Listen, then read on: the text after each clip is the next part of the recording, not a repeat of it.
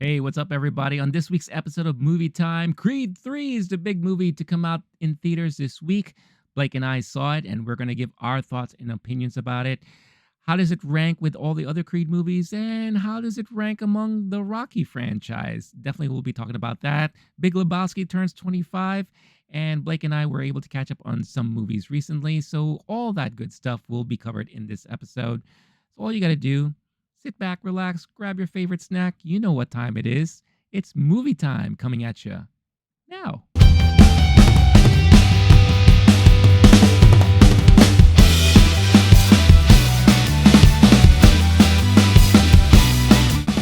Hey, what's up, everybody?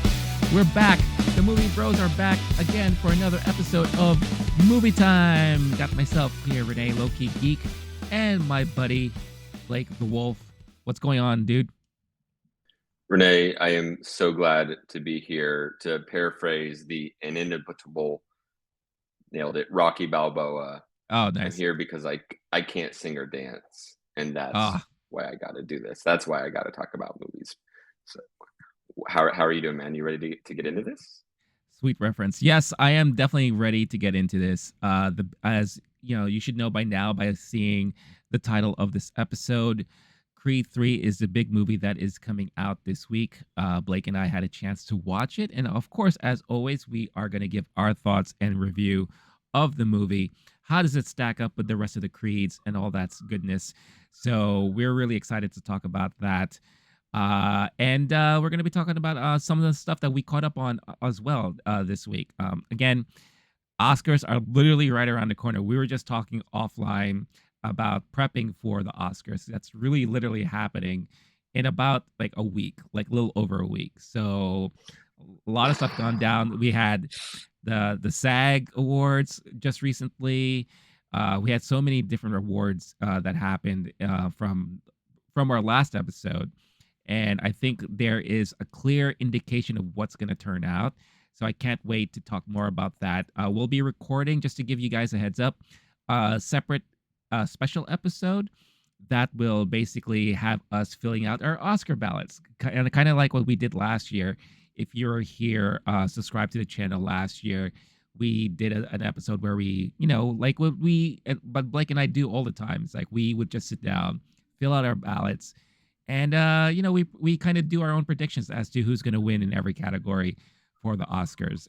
So if you're interested to see that, stay tuned to the channel, and we'll definitely have that episode ready for you just in time for the Oscars. But before we go on and talk about all the things that we're going to be talking about in this episode, if you're brand new to this channel and you're seeing or hearing us for the very first time, thank you so much for tuning in. This is the Movie Time podcast where we basically sit down, two buddies talking about movies. We are a movie review podcast where every week we talk about whatever the newest or latest release is, and we just talk about other stuff as far as movies are concerned. So if you like this, if you like the topic, if you like the stuff that we talk about, and you want to see more of this type of content, all you got to do is hit that like button, subscribe to the channel if you haven't done so already, hit that notification bell so you get notified every time a new video is uploaded. For the audio listeners out there, thank you again so much for listening. If you want an audio version of this episode, just type in Lowkey Geek on your podcast platform of choice, where you can download this and many other episodes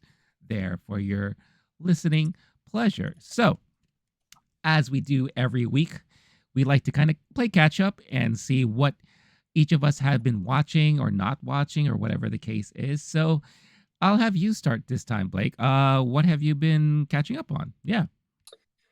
I mean, here's why you're gonna want to hit subscribe for before the next episode where we do our Oscar ballots. I like to see every single Oscar Yep. movie. And it Mm-hmm. was a couple years ago, I got every single movie correct, except like the short film categories. But like, what is that? Um, it was literally the year before Rene and I started doing this, and he still doubts it. I have proof. Anyway, that's why this week I saw Living, the Bill Nighy Oh, vehicle, okay. where he got nominated because it was he's due Oscar nomination Sure. from everything I can tell. I went into the movie clear-eyed, maybe this will be great, and it was exactly what I thought it would be. He's playing an old man who's barely speaks, barely moves, is just going through his day-to-day life like an automaton in 1960s England, meets a young woman who gives him a spark and passion for life. There's a moment where you're like, is this going to get spicy? It reminds me a lot of Peter O'Toole's nomination from Oh yeah. the 2007, where he got nominated for Best Actor on that one, Mhm. and it's this very similar situation and a very similar reason they got nominated because they just don't have an Oscar, and Sure. we're giving them the flowers while they're still here. It was fine. If you're into that kind of thing, honestly, it was cute. It was well directed. It was well written. I laughed multiple times. It was like that clever, witty British stuff. Mhm.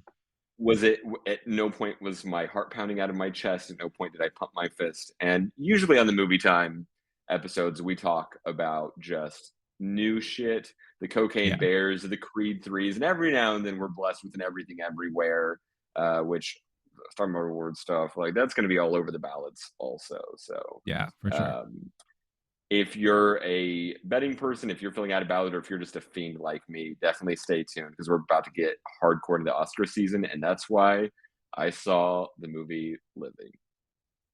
So would you say it's a movie about a guy living? Yeah, it's definitely he is Ah, well. I'm gonna go ahead and spoiler alert this. that's fine. If you like skip 30 seconds, if you're about to go see Living, there's a part of the movie where he's not living. And Oh. yeah. Because the thing is, he realizes he's dying, and that's why he's got to Oh. live. It's not actually about the meeting the young woman. It's just like the young woman I helps him see. on his adventures. He's like, "Show me how to live. You're full of life." Just kind of like quits his job, and then he goes through all the things like, "Oh, I want to just have fun. I just want to get drunk. How do we kill time?" And it's asking Mhm. the question, "What are we doing on this planet?" And it actually does a pretty good job at that. And then at some Yeah. point, he decides he's going to do good for other people. So who gives a shit? It was fine. It was good. It was cool. It was great. It was fine. There are other, we talked about him in our, what the Oscar nominees that should have been. There are a Yeah. bunch of other performances that definitely deserved it more, but he's due for a nomination. And we'll get to see him graciously nod as someone else takes the Right. stage on Yeah. Oscar night. And maybe clap and whatever the case is. Because there was a similar situation. I don't know. Did you have a chance to see the SAG Awards? I did not watch them. No. Okay. I've been listening to a lot of content about Oh, them. I'm sure. Yeah. Yeah. I I watched mean, some speeches from it. Can't help yeah. myself. I think next year we should plan on covering it because I actually enjoyed watching it, to be honest with you. Those are great. Like Yeah. that is to me between like BAFTAs, Globes, whatever Hmm. else. Those to me are the most exciting one. You basically have a bunch of celebrities in the room rewarding each other, and they're getting nods from their peers, which always means more than getting it Yeah. from just whoever else is in the academy. So like even in Michelle Yeoh's speech, she's getting emotional, and Yeah. I've heard folks say this one technically means more to them. It's not as prestigious Yeah. necessarily, but it has more impact on emotionally for the winners because they go, "Oh my goodness, my peers who I'm working with and who I love and I'm passionate, we're in a Yeah. union together. We've got each other's backs. They have shown love, and that's special." Yeah. I mean, it's interesting because yeah, all of that is true. And it's kind of like, when you work in an office environment and you get given an award for best attendance or whatever stupid stuff that they do at offices and office parties. Okay, Renee. Yeah, that's an example of an award that they might give someone. Okay. Well, okay. If you all didn't know, Blake and I we worked together at one point, and we worked together for quite a bit. I think it was like a good 2 years, right? Two or Yeah. or 3 years, maybe. I don't know. A Um, great couple years. Yeah. yeah, and we've gone through these kind of things, and I don't know if you were there when I was awarded the Night Owl Award. Uh-huh. Bas- Basically, it's an award for someone who works at late at night, like overtime and stuff like that. And I'm like, yay, you recognize that I'm a hard worker, so where's my money? And of course, the dude just laughs and kind of just shrugs it off and everything like that. You got an award. What are you talking about? No, I thought they gave you that because of your bulging eyeballs. It was because you work late. Yeah. And why did you work late, Renee? What time did your day start? Let's not get Well, into my it. We can't do office gossip here. it's But fine. knowing Yeah. Renee behind the scenes is quite a retreat. Let me tell you that. That's how we started this whole thing. Is we were just vibing on our lunch breaks, Yeah. talking about Yeah. movie time Well, I mean, before there was it movie just time. it helped us stay sane, because like there were days where we were just like losing our minds because of all the craziness happening at the office, right? So it definitely helped us kept going. I'm glad I was there to inspire you, Renee. Oh, definitely, yeah, for sure. Speaking Um, of which, what have you been seeing lately? Which is the question we yes, always ask each other when we see each other. no, absolutely. So, well, there was I brought up the SAG Awards only because, yeah, I think next year we should cover it. Number two, Bill Nighy was there, and when he lost, obviously he did they had the whole camera on him thing, and he was like clapping, and it looked like he was so bored. First of all, I think he knew he wasn't going to win, so he was just there, He's just just been like held hostage in these fancy parties, yeah, and I'm assuming, at least based on his character in Love Actually, this guy likes to party. He's like, "Yep, right, is it after party time or no? I have enough money. I could have a lot of fun tonight. I just can't wait for this thing to end." Just yeah, being stuck and watching other people win. You're like, "Please don't nominate me. Why? yeah, Why?" yeah, yeah. Um, Oh, yeah, there poor was Bill. another actress who looked like she was miserable there. I'm not gonna mention her and talk about her now. Maybe we could talk about that in our Oscar ballot episode, but she just looked so miserable and she was just not having it. But anyway, I really like that awards ceremony, and I loved how they paid tribute to. I forgot who's the older Chinese actor is, but he's been in everything. I remember. But it was so nice to hear his speech, and yeah, that was like so cool. So James Hong has got a lot of that's love, it. and it was nice to Yeah, see that when yeah, one of those it's past due, and that's part of what we're talking about with like everything everywhere, their yeah. momentum and their love fest that they keep having. It's Hmm. so nice to see when they do that, and he's the main cast member who hasn't been nominated, and so Yeah, seeing him get love like that's been seeing him get love like that was delightful. That was a special yeah. place to do it too. No, it was great. So yeah, so if you are subscribed to the channel and you happen to stick with us for like another year, and we hope you do, we're definitely going to be covering the SAG Awards next year because I think it's a fun ceremony. It's a fun thing to watch, and plus, it's on YouTube, so we could easily just cover it, commentate on it, and all that stuff like that, and easy peasy and all that. I do like the fact that they partnered up with Netflix too to kind of show it on the Other way platform. My What understanding do you is mean? next year it's on Netflix, but because Netflix wasn't ready to do live content yet, they put it on Netflix's YouTube channel. Oh, I see what you mean. Yeah, That's yeah, the yeah, yeah, situation. So next year it yeah. would be a Netflix thing, but It will still, just either be on way. Netflix, yeah, but it's still And it's maybe they'll so do a both. I don't know. They're still yeah, figuring it out. it'll be easily accessible to a lot of people, and I think that that's really the key point there. And Their if numbers were anything, great. By the yeah, morning after, they matched their numbers from last year, and that's nice to see because you don't get good news on award show viewing numbers yeah, lately.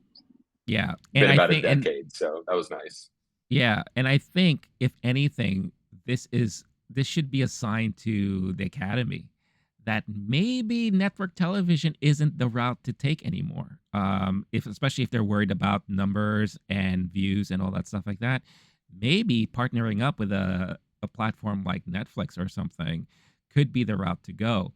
Um, who knows? We'll see. But I just thought they did a great job, and that's really it shows you how an award ceremony could go if it's done in a way where they're not worried about advertisers, they're not worried about all that other stuff like that. The one thing I will say though, and then I'll move on to what I watched. I thought it was hilarious when every time they had a mini break, which wasn't really a commercial break, but everyone was like walking around and the presenters had to wait for everyone to sit down. And it became a little painful sometimes where they're like, all right, everyone take your seats. We're continuing the show right now. And it had to wait. So I thought that was like pretty funny. But as far as like what I watched, so I didn't watch anything Oscar related this past week. I did rewatch Creed 2, which I think was very key going into Creed 3, and we'll talk about that later. But what I did get a chance to watch is I saw an advanced screening of the new movie Champions, the Bobby Farrelly movie that is coming out in a week, starring Woody Harrelson, Caitlin Olsen, the duo there. And the one thing I will say is, prior to seeing the movie, I was curious about this movie. You know, the Farrelly brothers have been synonymous for comedy movies in the 90s. You know, something about There's Something About Mary, Me, Myself, and Irene. So many like hits, but also a lot of misses. One thing I also kind of worried about too was that their brand of humor was good for a certain period. That stuff doesn't really necessarily track today, right? And I was a little worried going into this, especially because of the subject matter, where it could be very cringeworthy. It could be another The Ringer situation. And if you don't know what that is, The Ringer is a movie that Johnny Knoxville did. Almost similar premise, except it involves really the Special Olympics. And the biggest controversy there was that you had actual, real, non-disabled actors playing intellectually disabled people, and that was like a major, kind of controversy. You still had intellectually disabled actors in the movie, but it was like a half and half thing. Um, in this movie, all the intellectual disabled people are actually intellectually disabled, and they're all either actors or people that they had hired to be in the movie. And the one thing that I appreciated that they did was that they put the light on them, with their disabilities earlier on. But then as soon as they did that, they totally forgot it afterwards. And everyone was just people. And I thought that was the key thing that they needed to do there, and not harp on it and make fun of it the whole time. Because yeah, you kind of get laughs about their quirkiness, and like, this guy, he does this, and this guy, he does that. That's kind of what he does. Get that out of the way early. Don't harp on it throughout the whole movie, you know? And then the rest of the movie was just basically Woody Harrelson learning how to work and coach a team that actually didn't even want him there, and all that stuff like that. So it became very heartwarming, very touching. It became like really like one of those like comedic dramas, where you would have normally have seen this like in one of the older sports related movies like The Replacements, or yeah, I could name so many different other sports movies that had similar situations, right?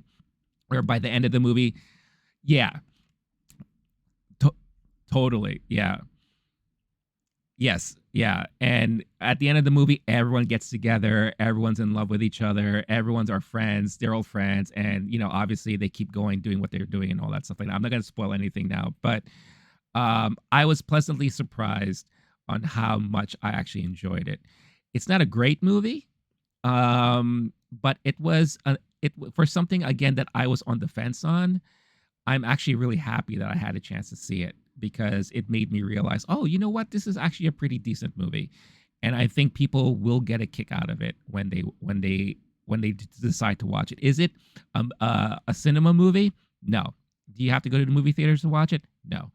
I think this is like a perfect Netflix, Apple Plus TV, that type of platform movie that you could just watch from home. And I think it'll be just as good as my experience was when I saw it in the theater.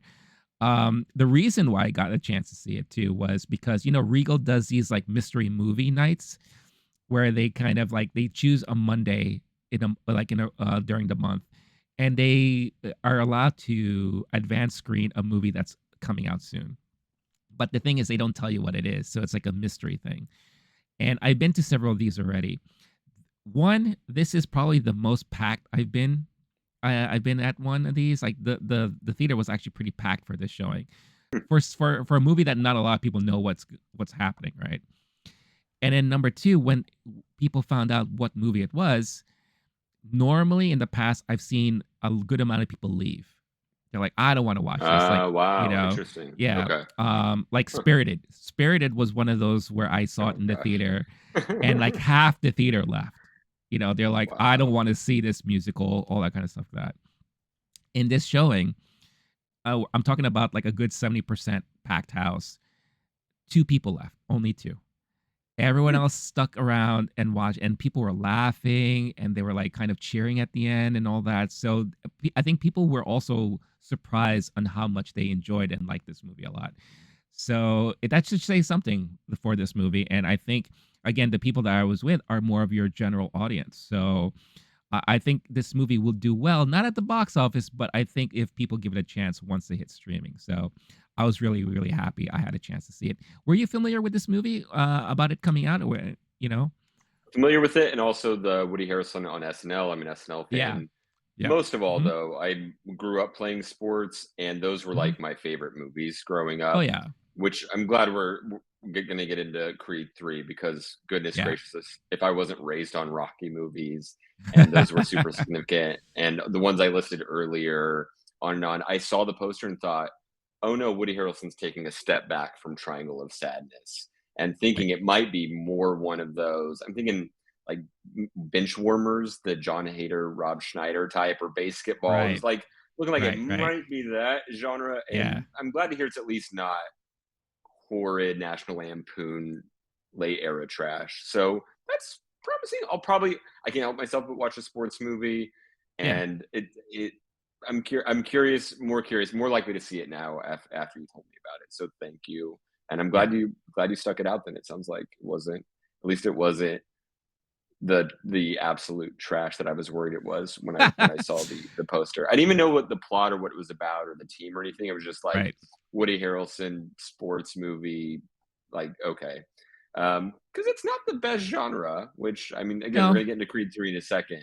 It's Yeah. a tough genre to make great movies in. It's just like, it's kind of like horror or something like that, where like a lot of people are gonna Hmm. go see it because people like sports. They like the subject matter. Yeah. So yeah, I'll let you know once I check that one out. Yeah, and like I said, it is. I mean, I know you enjoy going into the theater and watching movies there.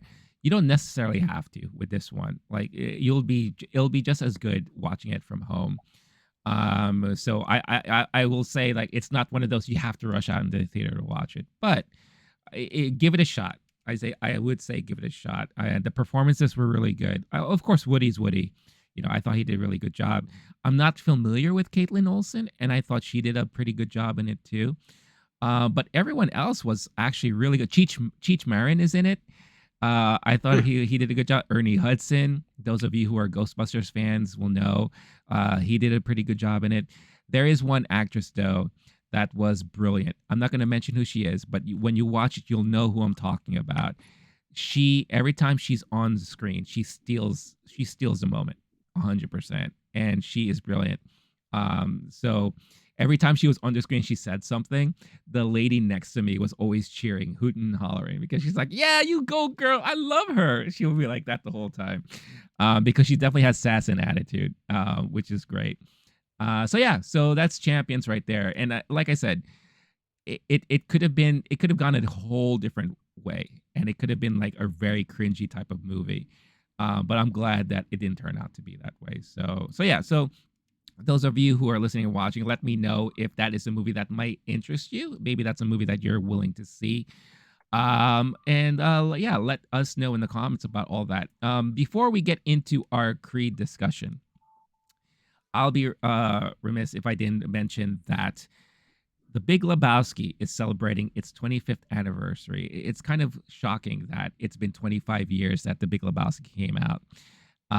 And I remember watching this movie in the theater, and it's also kind of good timing too because we were talking about the SAG Awards, and Sam Elliott just won an award there, and he actually is a prominent figure in this movie. He's like the narrator of the movie. And I thought he did like a really good job. But obviously, Big Lebowski, you got um oh my god, I am blanking on his name right now. Jeff Who Bridges. plays Jeff Bridges? There you go. Um, who is actually really big right now because of the show Old Man that a lot of people were praising and all that stuff like that. But yeah, I saw this in the movie theater 25 years ago, and I wanted to bring this up too because it's actually a pretty funny story. This was definitely during the time when I was starting to get really more into non-blockbuster, all sci-fi, all that stuff like that. This is when my horizons on movies started really opening up. I'm like several years like into after watching like Pulp Fiction, Clerks, all that stuff, and I'm like, wow, movies can be like this. Now I want to see like more. I think Rushmore came out just before this too, I believe, or around the same time. So you could kind of see where my mindset was. And I was like, I am so fascinated and interested in seeing all these other movies from all these different type of directors, and I recommended it to two of my friends, and we all went together. The three of us went together. About 10 minutes, 15 minutes into the movie, they left. And they just decided to leave me in the theater, like, we can't take this movie right now. And I was like, what? I was like, give it a chance. It's like, no. It's like, we're gonna go to the mall. Let us know when you're done. And I'm like,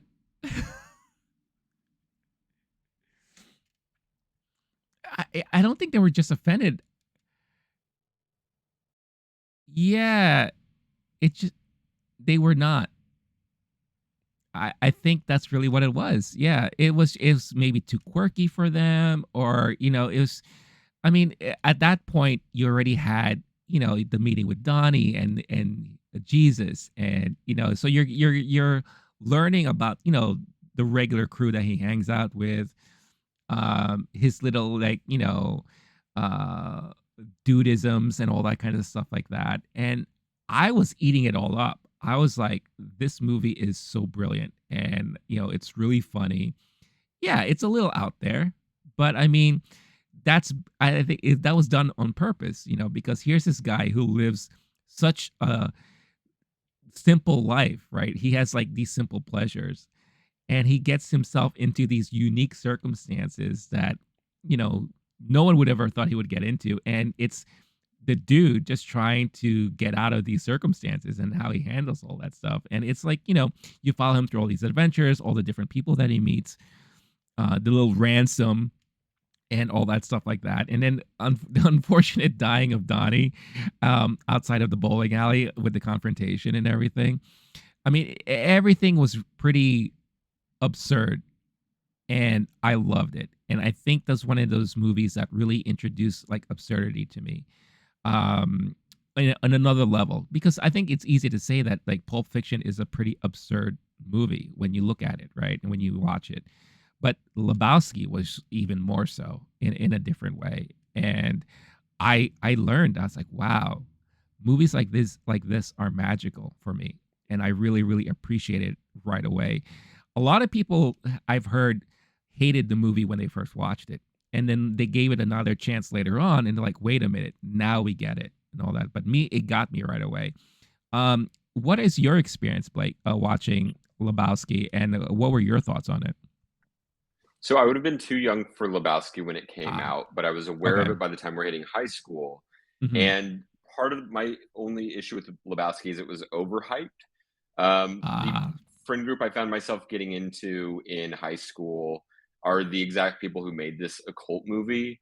To gotcha. use the Paris phrase line, the motorheads, geeks, sluts, bloods, wastoids, dweebies, dickheads, they all Mhm. adore him. They think he's a righteous dude, and that's how all of those folks, the skaters and the punks and the crust punks and everybody, like that's how they all felt about Big Lebowski. It was one of those dorm room poster movies by that Yeah. point. So I had the opposite experience. I think yours might have actually helped, where you're seeing people get turned away, and it's like, oh, that Mhm. makes it even cooler, Yeah. edgier. My experience was the opposite. It was so overhyped. I was thinking like this movie is going to change my life. And Okay. I think I finally saw it in college, and I was like, "Oh yeah, that was good. That was entertaining. I liked it. I thought it was good." I love the Coen brothers. It's Yeah. kind of sad, like their career in the last, we're looking at 10 Yeah. years since Mhm. their last like proper hit with Inside Llewyn Davis, and even that's more of like a critic's choice. Right. Before that, it's like No Country for Old Men, 2017, kind of like the last time it was a knock out of the park. Everyone's going to the theater to see their movies, but they Yeah. have like it's very easy for me to put a couple few of their movies in my top 20 movies all time. So I like Lebowski. I enjoyed it. Not trying to say anything against Lebowski at all. I think you seeing it the way you did, where you're in a theater and folks are walking out, is going to make you appreciate it even more. But Yeah. yeah, it's wild. That's 20. You said 25 years. 25 Is that years. Yeah. okay? That's the anniversary. Goodness, but yeah, that's awesome. It's a classic, and it's I think it has a reputation as a big cult classic Mhm. now, Yeah, and a now for sure. beloved movie. What'd you say? I said now for sure. Yeah. More Yeah, so than yeah, it was back then. Yeah. yeah. So if you go into it, just know that it's a weird movie, and at the time, there weren't many movies like this being made on this level, and Yeah. enjoy. Yeah. Yeah, no, definitely. And like you said, like it introduced me to the Coen brothers. And because of this movie, I went back and I watched Fargo because Fargo came out 2 years prior. And I was like, why haven't I seen this movie before? It was like a revelation for me, you know. And I remember again falling in love with that movie too. And then just every time they would come out with another movie, I would just eagerly anticipate it. You know, I know after Lebowski, they came up with Oh Brother, Where Art Thou? And then, like you said, No Country for Old Men. True Grit, I thought was brilliant too. I really, really love that movie. And I forgot, or I had to be reminded that they also did Raising Arizona, which is like a very huge classic from the 80s that I also really enjoyed, but I didn't make that connection back then. Because again, I was not into like the directors and all that stuff like that. I was like, oh, this is a cool movie. Nick Cage, man, he's the man, all that stuff like that. But then once I really start to learn about that stuff and get more immersed in it, then I was like, wow, okay, now I get it. Now I'm understanding all that stuff like that. So yeah. So let us know in the comments. Big Lebowski. Was that a movie that you were into? Is that a movie like? Did you have a similar experience like I did, where maybe you saw it for the first time, you didn't know anything about it, you didn't hear anything about it, and you're just like, whoa, what was this?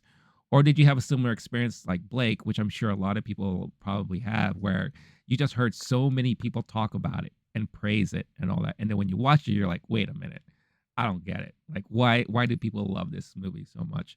Let us know in the comments because I know this is the type of movie that affects people differently for sure. And I've heard all sides of the spectrum. Either they really hated it, they really loved it, or they were kind of like in the middle and all that stuff like that. So yeah, definitely let us know in the comments as we celebrate 25 years of The Big Lebowski. So since we're talking about Creed and we all know Creed comes from the Rocky universe, look at these awesome Rocky t-shirts that you could possibly get yourself. You have everything from Mr. T, you have the OG Carl Weathers as Apollo Creed. You have these nice, oh, look at that. You do have Creed shirts here as well. Creed versus Dame, newly added. Look at that, just in time for this movie that we're going to be talking about. Of course, you have Rocky, and ooh, look at this, the Italian stallion Rocky in a GTA form. Look, if any of these shirts look great for you, then definitely check out 80stees.com. Special link in the description below. Get yourself something cool, and you're going to be helping support the channel as well. So, whether you're a fan of the 80s, 90s, or all the other E's, you could find something else that will be really cool for you. Or if you're just a fan of Rocky and you want some of these Rocky shirts, why don't you grab something for yourself or for a loved one right now? Again, link in the description below. Find yourself your next nostalgic fit. All that said, ding, ding, ding. Speaking of classics, Let's get ready to rumble in the jungle, in Africa, on the streets. I don't know where we're going to be rumbling, but we're going to be rumbling Los here. Angeles, Los the battle for Angeles, Los Angeles. the battle When for LA. they did talk about the Rumble in the Jungle early They on, did. but yes, Yeah. the battle for the soul of Los Angeles. The soul, the heart, the king of LA, and that is Creed Yeah. 3. Michael B. Mhm. Jordan's directorial debut. Um, so starring, of course, Jonathan Majors, Tessa Thompson, Wood Harris, Felicia Rashad. The same usual cast of characters that you were familiar with in the previous Creed movies. Well, of course, Jonathan Majors being the new one. Also, a big shout out to Mila Davis Kent, who plays the daughter. So, just to briefly, kind of recap the premise of the movie without spoiling anything just yet. You have Creed, who is Uh, they don't really mention this in the trailer, so I don't really want to say. But let's just say that he finds himself in a different stage of his career, and he comes across a childhood friend that he totally, forgot about, that they used to roll together, but was in jail, recently got out, and now this kid, the his friend, has a major chip on his shoulder, major because it's Jonathan Majors, um, Mm-mm. huge chip on his shoulder, and he wants the championship because he claims that that should have been me.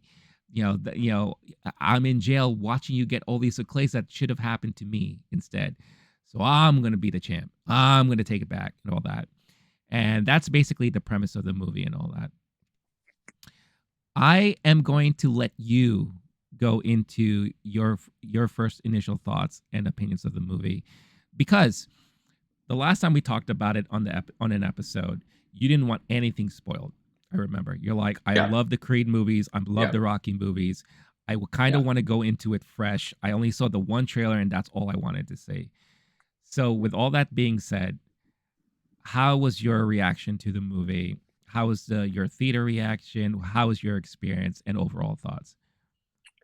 Sure. So as I mentioned earlier, was raised on the Rocky movies. I was young when they came out, and I think in not when they came out. I was young when I binge watched them because all first 5 had been out. Even in middle school, I was like, Rocky 5 is not a good movie, right? Like I'd seen like 100 movies in my life. I was like, that's a bad one. Other than that, number 4 was my favorite. I loved the If He Dies, He Dies, Ivan Drago movie. That's a debate we can have. Name a time and place, and I'll have it. Right. That said, grew up on him, and then Rocky Balboa comes out, Rocky Hmm. 6, if you will, as I'm an adult, and I was pleasantly surprised by that Yeah. one. I know a lot of folks were like, "Wait, was that the best Rocky movie somehow?" Even though you're thinking it might just be trying to cash a check. And then I'm full all in on Michael B. Jordan after the movie Chronicle, and Ryan Coogler doing movies after Fruitvale Station, and I think it Yeah. goes Fruitvale Station, Black Panther, Creed, maybe. So maybe there's another one I'm missing there, but at that point, I'm all in on the possibility of a Creed movie at all. Mhm. Hyped for it, and then I see it and was fully into it, to the point the debate is now like, is this the best Rocky movie of all time in Right. the Rocky cinematic universe, the RCU? I Nice. I like that. loved. Thank you. I loved Creed. I think I could be wrong if I'm missing anything else major, but I think that is at that point Michael B. Jordan's headline career, a movie of his career at that point, and it is Yeah. fully. We knew he's got star potential. We knew he's got charisma. At that point, he is a full blown front of the movie poster star, and the movie is a success critically, box office, etc. Then Creed 2 is happening. It's changing hands of directors. Mhm. I remember saying that was a fine boxing movie. I enjoy boxing movies in general. I like boxing. I not only am I a sports fan, I enjoy watching boxing matches. I just remember thinking afterward, like, okay, that was more of a cash the check sequel to Creed. They're going to make it anyway, and not fully loving it. So when Creed 3 is announced, I know I'm still going to go see it. I'm in regardless. My expectations are definitely lower at that point. Mhm. Like you said, saw a trailer, said, I'm going to go see this no matter what. Don't want to know what's what. Jonathan Majors was unavoidable. This is the year of the Jonathan Majors movie, What a and year. he's on movie posters himself. Like, Yeah. this dude is full blown movie star. Oh, yeah. Love to see it. And that's all I knew going into it. I show up. I'm about 10 minutes late, but we still got trailers. There's a line in front of me for the popcorn. There's about 10 to 15 a group of 10 to 15 young to middle-aged men who are very aggressive energy, just clogging up the line, yelling at each other, pulling pranks on each other, kind of like just Okay. some real old school New York bro energy. I don't know how else to Uh, describe it. Um, I was fully peeved at that moment. I was like, okay, and then they have now taken the entire front row, including my seat. I was like, Oh I'm not no. gonna let this ruin my day. I'm not gonna engage Yeah. because I know that these dudes would love. Like they all seemed at least half drunk. So I just went, found a seat in the middle in the back. It was the theater was quarter full, but it was the late showing. So folks who Mm, were excited to go see Creed 3 probably saw this 7 p.m. to 8 p.m. This was the yeah. 10:45 in a theater a little out of the way. Yeah. Still a decent showing for that time on an opening night. Sit kind of middle of the back, just minding my business, happy to be away from that group.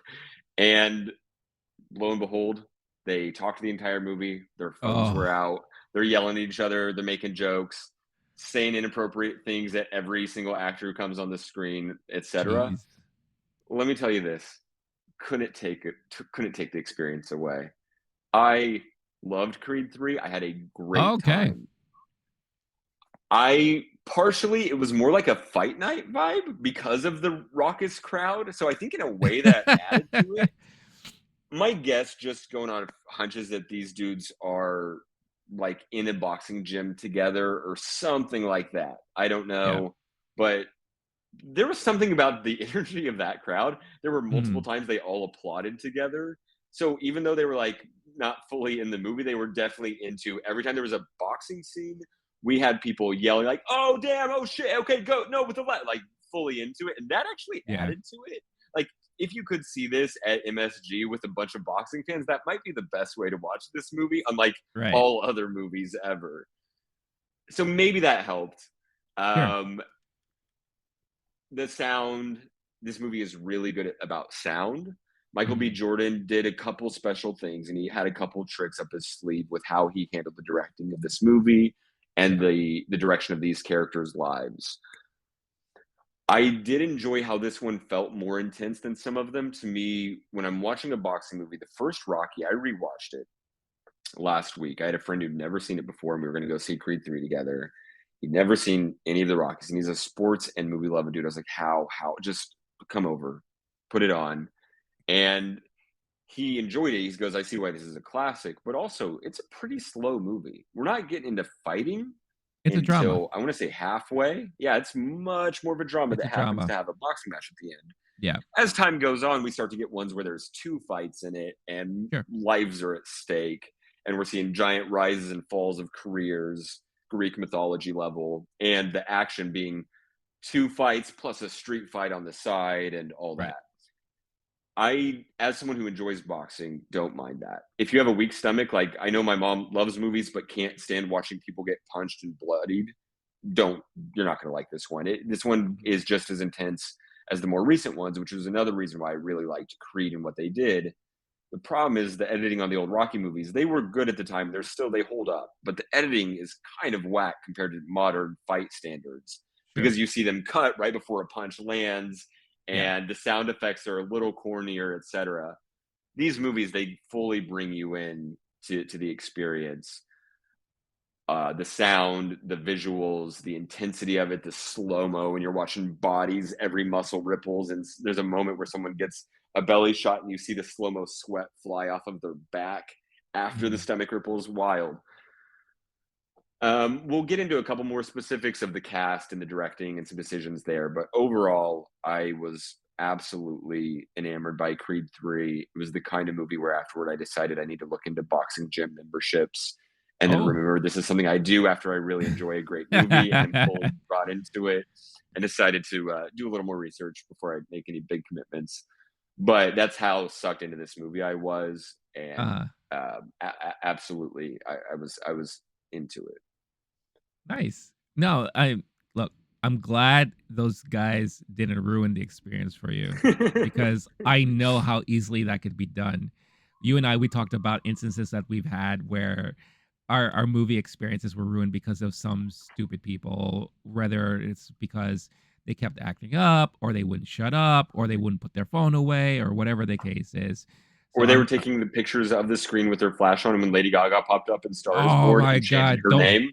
That sounds so don't fun.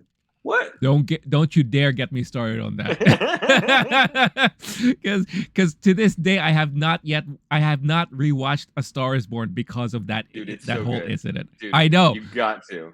I should. But I you're should. you'll just worried you'll get worked up again.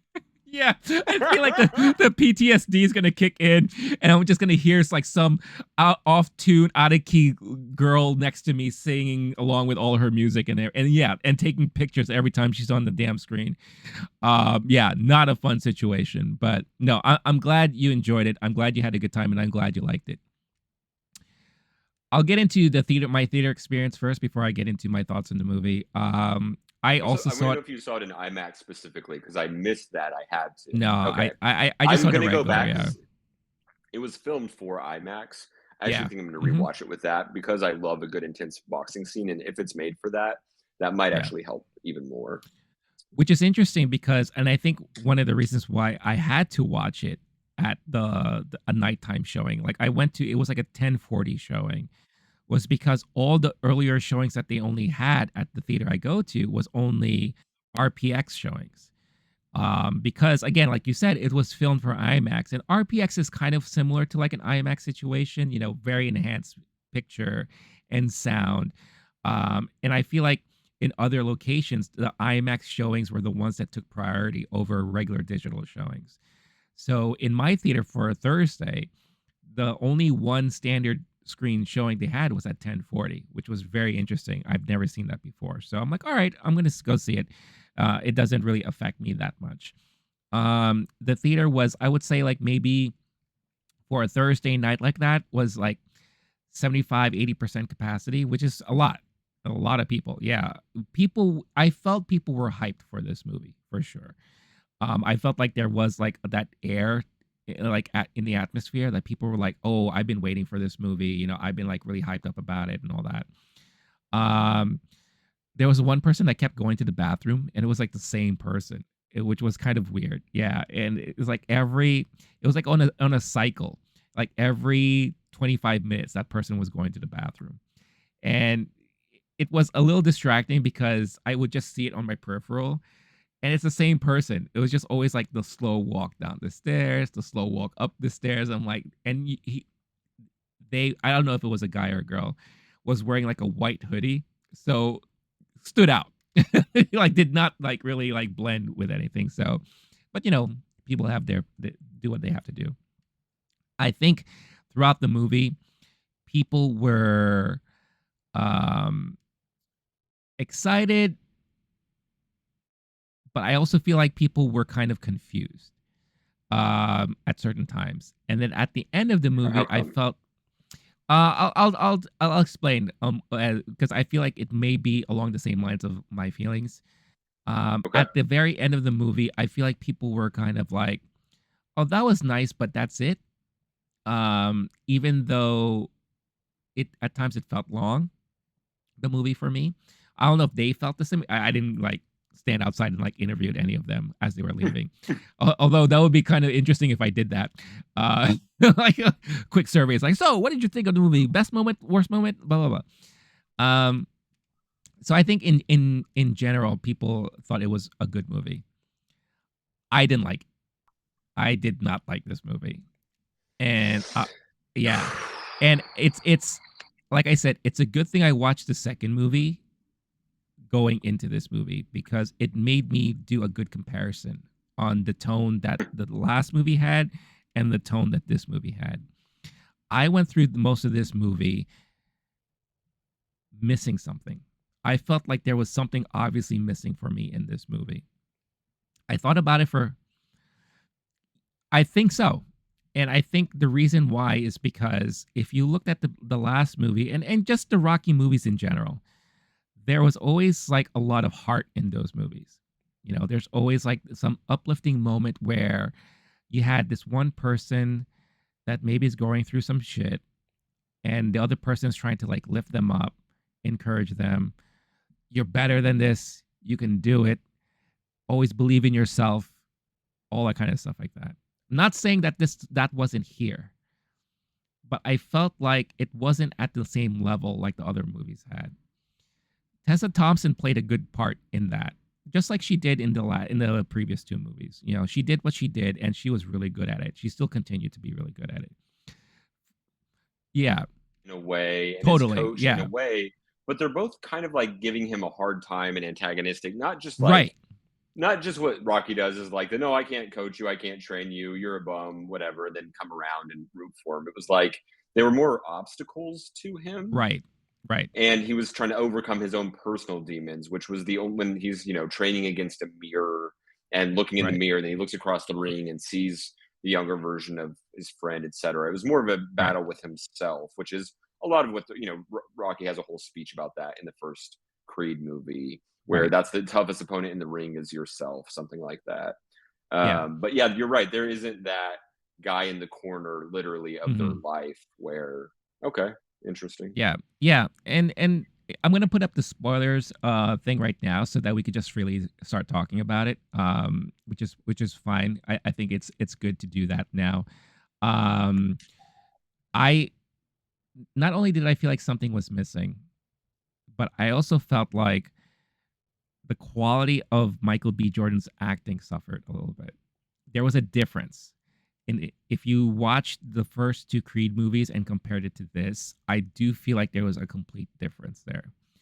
Now, it made me question, is Michael B. Jordan a really good actor? Because he is now leading this movie strictly by himself without the crutch of a Sylvester Stallone there, right? Now, we've seen him lead some movies on his own as well, but he was also being directed by somebody else. I personally think that because he was directing this movie himself, it may have, and again, this is just my opinion, for me, may have interfered a little bit with his acting on screen. And we've heard stories before about actor directors how they always say it's so difficult to do both sometimes. And if I had a choice, I wouldn't. Right? Like Ben Affleck talked about it. Yeah, so many people, and I've heard interviews all the time. This being his first time, maybe he won't admit it now, but I wonder if maybe if there was like a retrospective 5 years from now, if he would come out and say, you know what, if I were to do things differently, maybe I would do this differently or whatever the case is. All right, so I just want to get that out of the way that could be a possibility for me. That There, and yeah, we're not going to fully face off, get an arena, and I'm not going to no, become no, your no, yeah. worst enemy. This might be the moment where we become each other's nemesis, but we'll talk it out first at least. It's possible because part of his character's trajectory in this movie is I can't talk about my problems. I'm stoic. Yeah. And he also isn't overcoming poverty in the same way. He's more instead overcoming bad memories from the past, and it's much more internal. It's Mhm. possible his choices, and he's more reserved and not doing as good of a job of acting overtly because the idea is he's not expressing himself, which is might make it look like it's a bad performance, even though it Sure. is truer to the story at hand. That said, there's a version of this movie where another director gets a great performance out of him and says, "Yes, that's true, but also this," or maybe you could try that, Yeah. something like that. And Yeah. similar to if he's the only star of the movie, if he's also the main voice on the directions that this movie takes, maybe there's not another person there, a Sylvester Stallone or Mm. Ryan Coogler, to say, "Hey, try this," or maybe you could.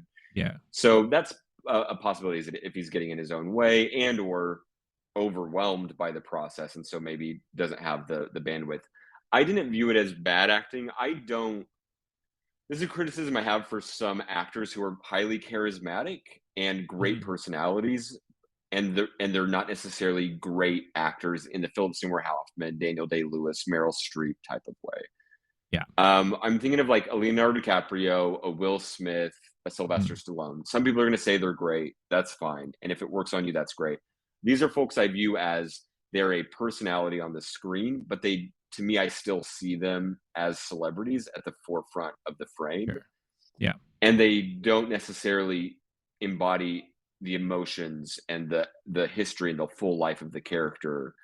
I'm more so watching a celebrity do a good job of acting, sometimes great, Mhm. but I don't think of Michael B. Jordan necessarily as a great capital A actor, inside the Mhm. actor studio actor, whatever. I think of him more as a movie poster guy. And if he were to be the salesman at your company, he'd be the best salesman and he would sell the most Oh, cars that year. totally. If Yeah. he's doing commercials for someone, it's going to be the best commercial. Like Yeah. he is big megawatt smile. I'm almost thinking like a Tom Cruise might be a comparison in a way. Like I could see this dude doing giant action movies for 30 years and being a star in that type of way, and sometimes doing a great acting performance, but more so relying on their charisma, their charm, their Mhm. personality, their looks, etc. So overall, I also didn't think he did a great job, but I don't think it detracted from my enjoyment of the movie, especially Yeah. the boxing scenes. Me more so, there was a couple decisions he made as a director. I'll get into. I'll hand it back over. I'll get to that in a minute. But it was Yeah. me a couple decisions he made as a director that I didn't necessarily love or took me out of the moment. Yeah, yeah, and I've heard other people kind of refer to him as a face actor. He's just like a face, right? So it very much in alignment of what you just said, and I think that is true to a certain extent. I do feel like again under the tutelage of another director, we will get a chance to see like the best of him come out. You know, again, you go back to Fruitville Station. Oh my God, brilliant performance there. Like you know, you go back to his portrayal of Killmonger in Black Panther. Now we're Y- talking three Ryan Cooglers. I didn't think about that before. That's kind of interesting. Maybe Exactly, they should and work together more often. Maybe you should be that's like, I don't do movies unless Ryan Coogler. But I did love Chronicle. Chronicle is one of my oh, all-time Chronicle is low-key great too. faves. Yeah, Not enough absolutely. people love Yeah, that movie, dude. Not enough people have seen it. The amount of times I'm like, oh, you like yeah, sci-fi and comic book yeah, movies and whatever. yeah. Amazing movie. But you know what he does in that movie? He's a face. Like he's the star Totally. quarterback with a big smile and he's just playing Yeah, it cool the whole time, Mr. Charming. And then yeah. a few times he has to get upset or worked up or like, whoa, whoa, whoa, what's going on here? Right. But it's not necessarily like Dane DeHaan in that movie is doing full blown amazing Oh acting. yeah. Oh yeah. Yeah. No, for sure. And he, like again, he has his role and his places in what he does and all that. But yeah, that being said, as far as like other parts of the movie that kind of bothered me, one major thing that really bothered me is the pacing of the movie. A lot of things happen too quickly and too abruptly. I felt like there was never a good sense of time. You know, like things happen way too quick, and it kind of took me out of the. Now I know it's a movie, and there's a certain period where you have to kind of suspend your disbelief and all that stuff like that. Um, but it got to a certain point where I just couldn't do that anymore because I'm like, okay, you have Jonathan Majors who keeps asking for a shot, right? He's like, I want a shot at the championship and all that stuff like that. It's like, okay, it's gonna take time. You have his current champ. Okay, we should mention this. So in the movie, Michael B. Jordan is retired from fighting. He is now what his dad became at one point, kind of like a promoter, a business guy, right? So he's kind of it's like mirroring what his dad's career turned out to be. Um, so he has a champion already in his gym who needs a fight. He was supposed to fight Victor Drago, who comes back in this movie, which I thought was very a questionable thing to do because now they're buds and now they're talking because money is involved and now it's a business where Yeah. yeah, Jay-Z which squashes beefs when it's good for this bottom line. Who look, among us wouldn't be like, oh, 50 mil? Yeah, I'd like to be your friend again. look, Rocky would never go into business with Ivan Drago. I'll just say that. He would never do that. He'll just be like, "Hey, what are you doing here in Philly? Doing all this stuff." And you know, he'd be like, "I don't know. Maybe you should go." Again, watching the second movie helped me realize a lot of these things. I mean, So I, Rocky, for the record, became close friends with some of his other rivals, namely Apollo Creed, but whatever. well, We'll get to that Creed, another time. Fine. Sure. yeah, Yeah. that's fine. That's fine. But this was like nemesis, right? And I actually haven't seen whatever. two since theaters. I wanted to rewatch it, ran out of time. I I, literally I have would. the Creed movies up now, You and I'm going should to finish watch it. them after this. But did Yeah. they end the Drago movie as they're still enemies, or was it similar to some of the other Rocky movies where they end with mutual respect? No, there wasn't any mutual respect. It Basically, was just pure hatred it even just afterward. Okay. just ended and they went their separate ways because Okay. because the second movie ended with Drago throwing the towel. So the fight didn't even end in any one like clear cut loser or winner, even though you know Victor was getting the crap beat out of him for sure. So it looked like he was gonna die, but he was not giving up either. So Ivan, being the dad, like you don't need to prove yourself anymore, son. It became more of like a father son story, right?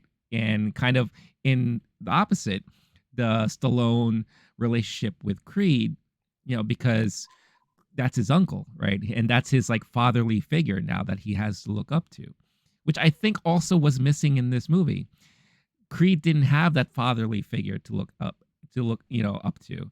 So he had to deal with a lot of stuff on his own, and it led to a lot of different choices and in whatever the case is. But yeah, so the pacing was just a little weird because you know Jonathan Majors' character gets in a title shot with this new guy. He becomes champion all of a sudden in a short period of time. Now he has a mansion somewhere in LA, and yeah, like it's just everything was so rushed.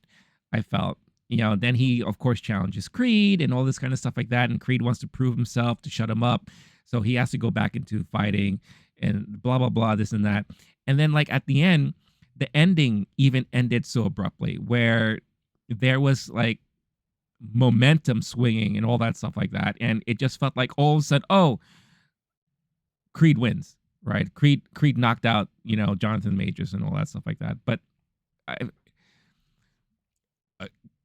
More of a like it was very artistic.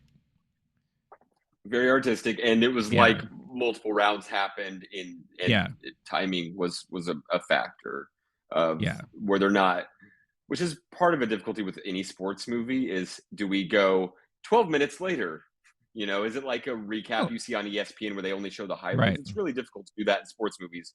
And because every sports match, more or less, is the length or Hmm. longer than a movie, it can be really difficult to do unless you have a first round knockout, a third round knockout, whatever. Sure. So that, because they went the distance, that's part of it, Yeah, right? which I didn't even realize until they announced it at the end. When they said like, "Oh, knocked out in the 12th and final round," I was like, "That was 12 rounds." I was like, I did one of those things where I was just like, "Wow, we really went through the whole thing." It just didn't feel like timing was. I'm telling you, I think it's Jonathan Majors. His character of Kang came in and messed up the Right. time, and it just No, wasn't that makes existent. sense.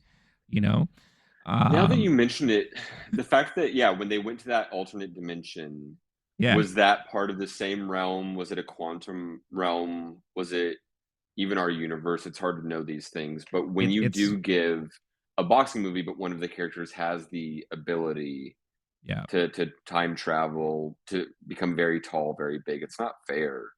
And it's that not makes sense then, if because at that point, then maybe he was even actually messing with the reality of the time in your theater.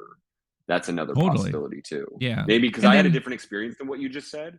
I knew right, what round we were in as we were getting closer to the end, yeah, but that was my theater, and my movie started 5 minutes after yours did, and yeah, maybe during that time, Kang from the Marvel Cinematic Universe, played by Jonathan Majors, you was totally messed it that's up, possible. Okay, we totally gotta messed get it deeper up. on that theory. Yeah, Maybe we should actually do a whole nother side, like a mini series on that. yeah, no, it totally messed it up, and plus, the whole thing about MODOK was weird, and I was Yeah. like, "What is he doing here?" And no, no, I'm just playing. But the last things I will say is, um, there were definitely a lot of creative choices that were made that I really question a lot. And the one thing that bothered me most is that I do feel like they really, really, really tried their best to phase out Rocky in this movie. Yes, he is mentioned briefly during one conversation, but all other mentions of him, no, yeah, it was Their like version was it what? was Like the big a guy or fight. the champ or Yeah, it was like a yeah. fight like that, like, but if you looked at the trailer, he mentions him by name multiple times. So I felt like they really went out of their way to kind of phase out Rocky from this. And I don't blame on Michael B. Jordan one bit. I did some digging and all that stuff like that. And I think it's because Sylvester Stallone has really major beef with one of the producers of the movie, someone that he's worked with for a very long time, and that's Irwin Winkler. I think Irwin Winkler made it a mandate to phase Rocky out of this movie, because of the bad blood they have between each other, which is Hmm. which is which is unfortunate because again we're talking spoilers here. So Felicia Rashad, Marianne Creed, dies in this movie. She suffers from a heart attack. We already get hinted that she already had an attack before, and there was a concern about her living on her own. And unfortunately, she does have a second one that pretty much, ends her life. Very touching moment, by the way, with him and her by her bedside, and how she was seeing Apollo instead of Adonis and all that. Like, very, very touching moment. But where was, Rocky would have been at that funeral. He wasn't there. And the fact that he wasn't there, it just felt wrong, and I felt like Rocky would have 100% been there. We don't even know where Rocky is right now. At the end of Creed 2, he finally gathers up the courage to call his son so that he could see his grandson. And we just see him going to their house and meeting his grandson for the first time. We don't know where Rocky is since, so what happened to him? Like, he just kind of like disappeared. And the one thing I find really fascinating, I'll be curious to hear what you think about it when you watch the second movie again. Michael Adonis gets angry at Rocky and basically calls Rocky out. It's like, you doubt me, but what have you been doing with your life? You haven't been making all the right decisions. You've been living here on your own. You have nobody around you and all that stuff like that. You have no friends. You really think about it, Adonis in this movie has no friends either. He's kind of alone, so he kind of fell into that same trap that Rocky was in. Now, the difference is that he has, Bianca, and he has his daughter. But other than that, he has a coach that he doesn't really hang out with. Like, they're not friends. Not like how Rocky was with Mickey and all that stuff like that, or Paulie, right? Adonis is alone. And I found anybody, and he's got those right, demons inside. He's got his past, and he yeah, had, and also part of the movie is his best friend was sent away to prison for 18 right, years, and he doesn't want to talk about it. He was kind of yeah, separated from his family by the law, by the justice system, by his mother with the yeah, letters, etc. Which, yeah, sorry, I'm going to interject real quick. I don't want you to lose the yeah, train of thought where you were going, but the photograph that was in the letters that they like zoom in on yeah. with Jonathan Major's character holding the other person's hand. Like they're What was that they're doing photograph? one of these things. Yeah. Why was that so special that they zoomed in on it? So, one, that was a picture that he took in prison of, I guess that's his Hmm. new crew and all that stuff like that. The guy that he's in Okay. handshake, that he's like giving the handshake to, or like, kind of crossing arms with, that's the guy that injured Victor Drago at the club. Oh, thank you. The Yeah. conspiracy, which maybe is real, Yes. is that guy injures Drago Yeah. at the They did a party whole that. Tanya Harding thing where like his Thank you. boy is the one who hurt Victor at the club. So he would a spot would open up and he'd be given a chance. 100%. Yep. Thank you. I did Yeah. not remember what that dude looked like. They should have sold that a little more unless I missed something. But You they had to pay definitely didn't attention. explain. Yeah, you had to pay attention to it. Yeah.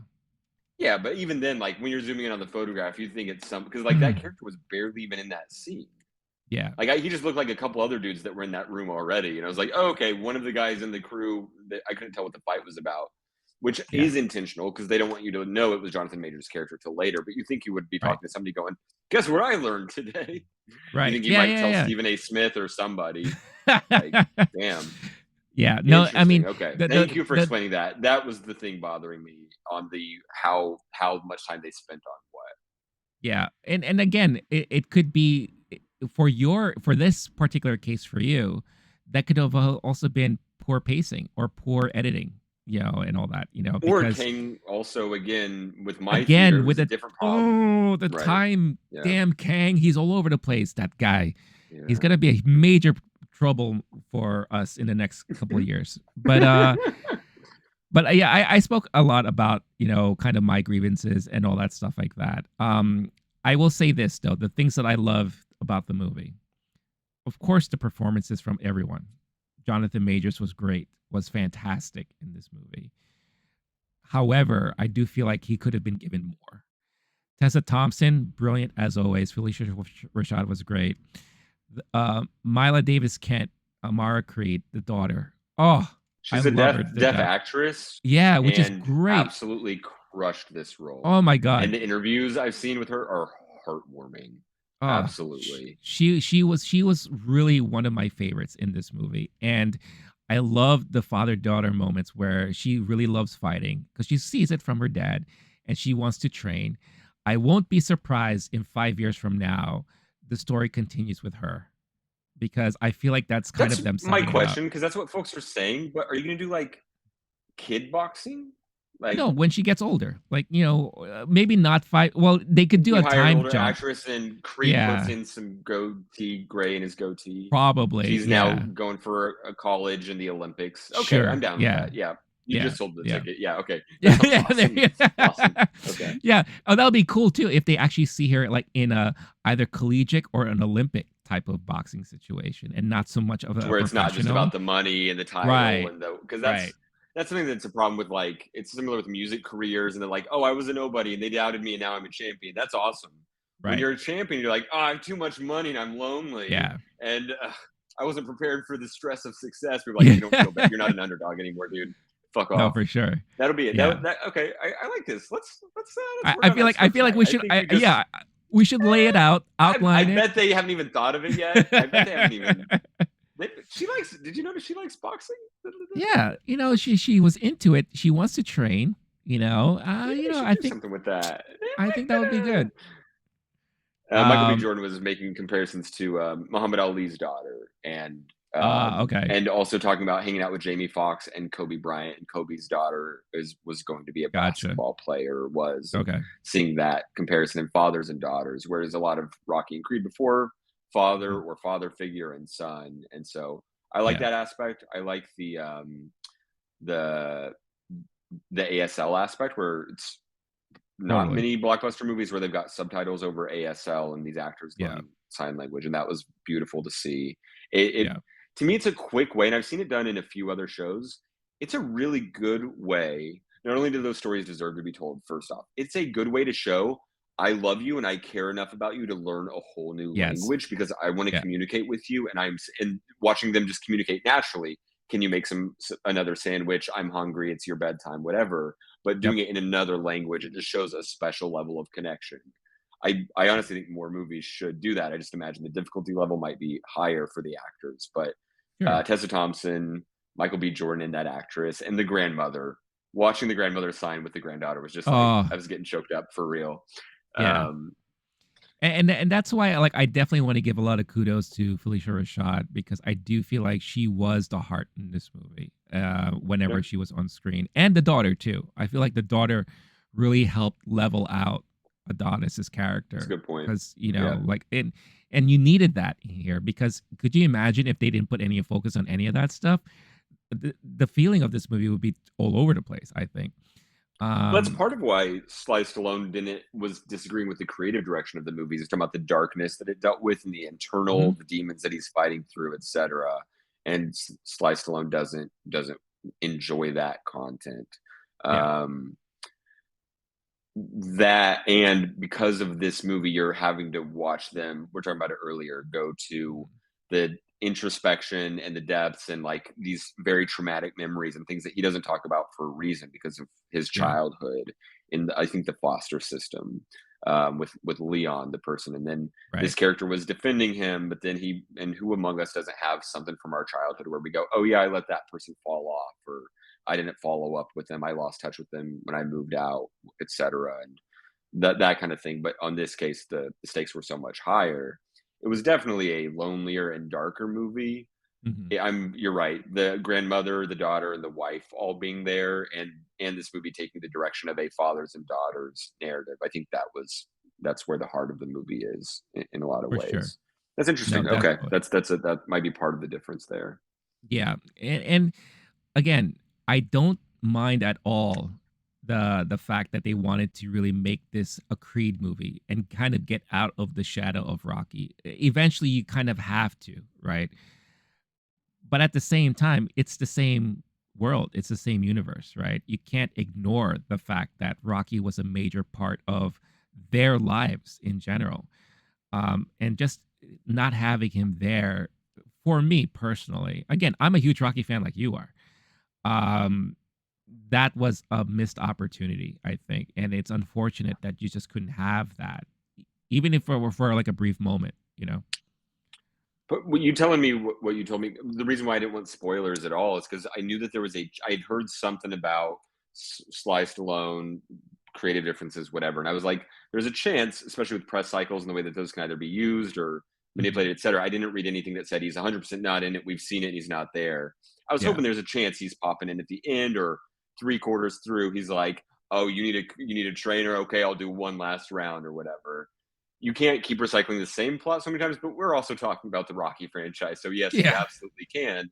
And the Yeah. movie, in my opinion, you're right, is better if he is the trainer at the end of the day. He has Yeah. beef with the gym owner, and that guy is then coaching. And you want this other guy to break off from that, et cetera. Like those dynamics could have still played out similarly Yeah. without having Sly totally out of it. If you're Yeah. that producer and it's about ego or anything like that, screw off. Just say this movie is more successful and I make more money if Sly's in there. If Sylvester Stallone chose not to do it because of creative differences, etc., sure. I mean, you got to respect that at the end of the day. It's tough though. I think you hope that those things work out and you at least get some version of a cameo, a Yeah. phone call, a something. Well, Yeah, well, even showing him call the mom and say, "Sorry, I couldn't make it to the funeral, but pass this message along," or something right. like that. You know, Michael, or sorry, not calling Michael. the mom who died, but you know what I mean. Yeah. No, yeah, yeah. Michael B. Jordan actually he tried to wait till the last minute to squeeze in a cameo from Sylvester. Mm, wow. But it just wasn't happening. Again, don't Mm, know if it's from Sylvester's side or from because of Erwin Winkler. I do think it's because of Erwin. I think that the beef is just so hard that he just doesn't want to have anything to do with any of that stuff. But that's why I don't blame Michael B. Jordan on any of that stuff. I just feel like he has to listen to what the producer says, but and still get his movie out there.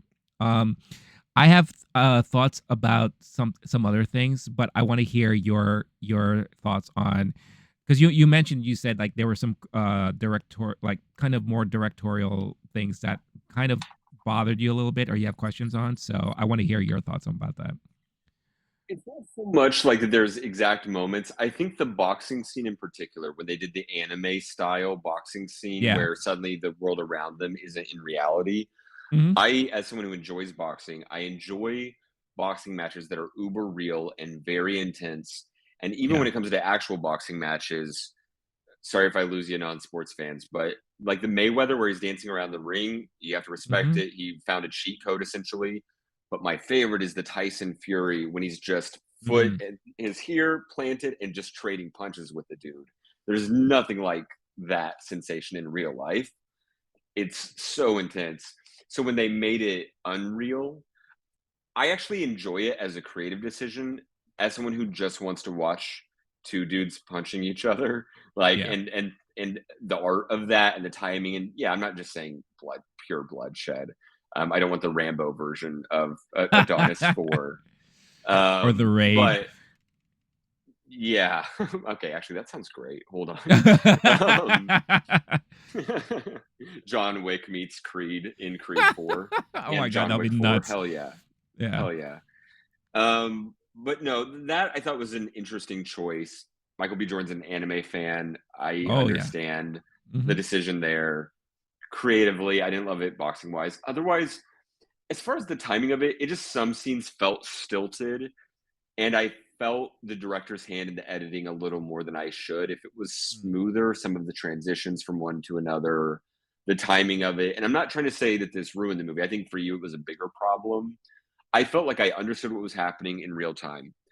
I loved the Jonathan Majors plot line and the scene when they're at the beach and he's making fun of him in front of everybody and goes full bad guy. As someone who just enjoys good acting performances and the idea of like a heel or the way that boxers will antagonize each other on a stage, but seeing it be real to me Hmm. adds more dramatic stakes. I felt the intensity and the anger and the resentment of those characters as it's happening. I understand why Sly Stallone wanted to go dark like that. I love that it did. I felt like that made it. The even the commentators throughout the boxing match are talking about the boxing, but they're definitely talking about the intensity of that moment and the emotional fatigue that the boxers would be feeling in those moments. So overall, I thought it was successful on telling me a story, telling me the plot points, knowing where we are in time. But it was more so maybe like the editing and just the direction of the movie overall. It wasn't as smooth and I'm sucked into every single moment the way that I could be. It was more like detached set pieces. Okay, now we're going to a training montage. Okay, now we're going back to the house. Now this is the fight scene. And it just felt a little bit clunky on the editing and directing. That said, the fact that I can't say why makes me think it doesn't even necessarily have to be Michael B. Jordan's fault as a director. It's possible there's other things happening or in the editing room. Maybe the studio at some point had too heavy of a hand in it. It felt like that kind of problem, though, almost like when you see a movie where a director takes over from another one and Yeah. things don't quite fit as seamlessly, even though that's not the case here. Mhm. Well, you do hear about those studios sometimes where the studio will chop a movie up a little bit, shorten the runtime, etc. So it might be a scenario like that. At the end of the day, I felt like it was successful, and I know that I was into it despite all the distractions happening around me. Um, so yeah, I don't think I have. It's not necessarily beef with Michael B. Jordan's directing, though. I think it Mhm. was just overall, it was not as successful. Like I gave it a 4 out of 5, and for a movie I really enjoyed, that's a pretty low score. But it was more so I just anytime we're watching an intense boxing scene, and this movie had multiple of them, that to me is always enjoyable. So I think that's kind of why it gets more credit. If it was something I didn't enjoy, like I don't know, if this was race car driving, I may have given it like a 3, 3.5. So there's that. Right. Yeah, no, that makes sense. Yeah, so you actually touched a point on two things that I actually wanted to elaborate on too. So the fight scenes and the anime influence. You really see that at the in the last fight, at the final fight at the end of the movie. You know, when they go into like this other astral plane, very anime related, where there's no audience, there's no crowd, it's just them two in the ring. You have clouds all over the place, and you have like crazy like cages popping up and all that. You totally, if you're an anime fan, you totally see the influence coming out here. But we also get to see that in other fights, in different little ways too. The close up with the eyes, that's a very anime influence kind of thing. You know, kind of just like, you know, as Hmm. he's about to do something. The thing you mentioned earlier, the punching of the stomach, and you see the sweat fly in his back and all that. That's a very anime Okay. influence type of Yeah, punch, you I know. see that now. Yeah, if it Interesting. wasn't an anime, you would actually see like a bulge, which would kind of mimic Right. like the fist coming out. But you know, obviously that's not realistic. Like little lightning marks or movement or like wind or something Right. like that, whatever that's called. Yeah. Yeah. Showing Yeah. motion, like boom, the impact went through their back, but now Totally. it's Yeah. sweat because we're in human life. Okay. Yeah, and even when they cut to the front where you see Michael B. Jordan kind of like grimacing, leaning forward as he's about to hit the floor, and Hmm. Jonathan just like holding that punch to his stomach. Oh, you're right. That's yeah, that's Interesting. a very anime influenced shot right there too. I'm sure Another you one could is pull the up. Yeah, running where they're going from one side to the other and they run towards each other. There's a yeah, couple moments where you're like, you normally yeah, don't see that in boxing. You yeah, do sometimes, sure. yeah, But a couple characters in this movie had that going on where they yeah, just go full speed essentially. And the yeah, way Jonathan Majors' character moved was interesting. So yeah. I'm glad because I personally don't like anime. Don't tell anybody. That's Don't tell okay. Michael B. Hey. Jordan for sure. He'll be a Christian about anime, and he could. But I have seen enough anime to know Yeah, exactly what you're talking about. I now kind of want to rewatch that. I could almost see Michael B. Jordan doing like like a short anime clip of that fighting sure. scene or something like that. That could be cool. Yeah. But no, I when I rewatch, it, I'll keep an eye on that. That's a great point, though. Huh. Yeah, it'll be interesting to see him do like a commentary track, or you know, I think it's either GQ or Vanity Fair who does like scene of a movie where he's standing there and he's like highlighting, okay, this is how I did this and all that stuff like that. It'll be great to see him do that and kind of call out his influences. Like, well, I saw this Yep. because of Dragon Ball or because of Naruto or something like that. You know, it'll be kind of cool to hear that and hear him point that out. The Jonathan Majors, like the way he would like lounge at people in the ring was very animalistic. You know, it was just Lunging very, at very them, interesting. like the way he would Like, kind of like, like, like the way he yeah. would just like kind of Okay. charge at them. Like it's very Yeah. animalistic. Very. It was like you That was don't see that wild. in boxing. Yeah. And This he's always move doing too? like What the this. Yeah, Never. I'm like sure that. there's somebody who did that. They got it from. I'm not enough of an aficionado, but I've never seen someone do that in a ring. And I was like, No. is that brilliant or is that the dumbest thing I've ever seen? It was just like some prison moves kind of thing. Oh Like yeah, you totally. just Yeah, playing a little dirty and you're setting your own system and you're like, oh, I came up with my own thing. While you guys were yeah. watching boxing, we had an anything goes policy, so I made a few new moves. That was Right. wild. And the way he moved around a ring was fascinating. Oh yeah. But the way he hit arms in those angles, that was messed up. Yeah, I was That gonna one say got like, me, and it's hard. I've been so desensitized to fight scenes. You yeah, got to have some real, like John Wick breaking someone's knee with a kick, kind of like Atomic Blonde. Like you got to do more to get me to like feel it. yeah. I felt those arm punches. That was Oh my brutal when god. he's hitting you at the exact weakest part of your arm, which is Mhm. again maybe something he learned while he was locked away. Yeah, and you could also say like that could be anime inspired too, kind of like having a person hone in on this particular part of the body, and like that's the weak Right. point. That's what I'm going to aim for, And Where it's almost we, like an unrealistic reaction or the most dramatic reaction of body cap. Where in anime, you'll punch someone, they'll go flying 100 feet in the air. right, This is kind of like right, the in reality physics version of that, where like I'm right, gonna do the most damage to where it's like I'm a superhero and I'm not. yeah. Oof. Like a Yeah. great example of that is the first fight in the movie where it's like I guess it's Adonis's retirement fight, right? And he's kind of like on the ropes, but you see him not punching much but he's eyeing the guy's body, right? He's Yeah. watching the movement and all that. And then in the final That was moment, so cool. the way the Gosh. camera like sticks on him as he like dodges out of the way and then kind of just like Hmm. goes for that point. Interesting. Dude, that was so on point, like an anime right there. And it kind of reminded me of Sherlock Holmes, the Robert Downey Jr. Sherlock Holmes, when Hmm. he plays out the scenario in his head and then Yeah. he carries it out. That Equalizer was, is another movie that does that. yeah, Yeah. yeah, Okay, the future. Now I'm thinking about it. The future because that made it so much better. The future of boxing on TV because like they'll do replay and they'll whatever. I need to have it to where they have so many cameras in so many places and can like right, slow mo it. Maybe not in real time, but on those replays, I need that level of action moving forward. There was yeah, something innovative about which we've seen this kind of like this slow mo punches in. Of like Jake Gyllenhaal in Southpaw, right, where the more modern boxing movies are way more intense than anything Rocky had ever done back yeah. in the day. But this one, you're right that it takes it to another level where it really increases the it hyperbolizes the action happening on the screen to its just most intense possible version of itself.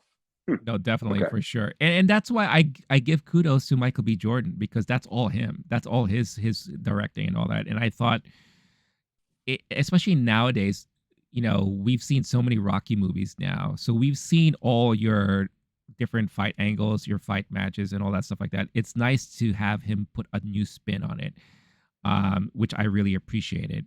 So if you were to ask me there must be some things you liked about the movie. That stuff I really appreciated and I really enjoyed because he tried something different. And the last thing I will say, because you mentioned the whole Jonathan Majors storyline, I liked it too, but I felt it could definitely have been better.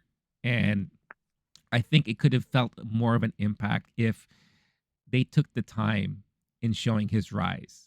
Like I felt they sped things up way too fast, He does you a few know? fights somewhere. Yeah, He just has to get one person's respect. The right. the boxing coach, Apollo's coach, always being anti. If it's some way been like, oh damn, that boy can fight. Maybe we should get some money off.